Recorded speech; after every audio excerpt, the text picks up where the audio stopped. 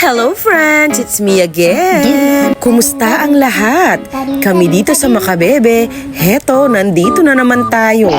Baha na naman po ang bayan ng Makabebe dahil sa mga sunod-sunod na bagyo at talagang mataas ang tubig ngayon. After 2 years ay lumubog ulit tong iskinita namin. Buti na lang at naipataas na namin ang bahay. Kung hindi, saan kaya kami pupulutin?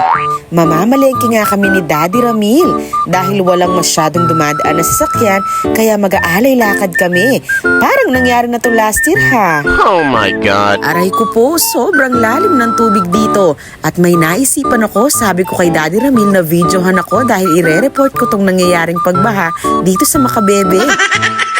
Makalumos rugoy sitwasyon. Nung emo narugoy dalan kayong biro ang pong pamag-vlog. Banwa-banwa ang problema, bisitang emo buring daratang oh. Sinulit na namin ang paglabas dahil di namin magamit yung mga motor, masisira at lulubog sa baha. May mga makikita ka na rin nagbabangka. At nandito na nga tayo sa isa sa mga malalim na part ng baha, dyan sa may tapat ng Primark Makabebe. At hanggang dyan, nagre-report ako. Marami nga rin kami nakakasalubong na naglalakad. Tingnan nyo naman yung mga aso oh. Bumili rin kami ng mga gamot at groceries ng konti dahil walang budget. Mission accomplished! Kung may tiyaga, may pansit canton. Pauwi na nga po kami. Pakinggan nyo ang aking live report. Okay, so nandito po tayo ngayon sa bayan ng Makabebe. Patuloy pa rin po ang pagtaas ng tubig at katatapos pa lang po namin mamili sa oras na ito. Tingnan nyo naman po ang sitwasyon. Mga kabalen, tingnan nyo po ang sitwasyon. Napakataas na po ng baha. Sige, may sakab ka pa kanyan.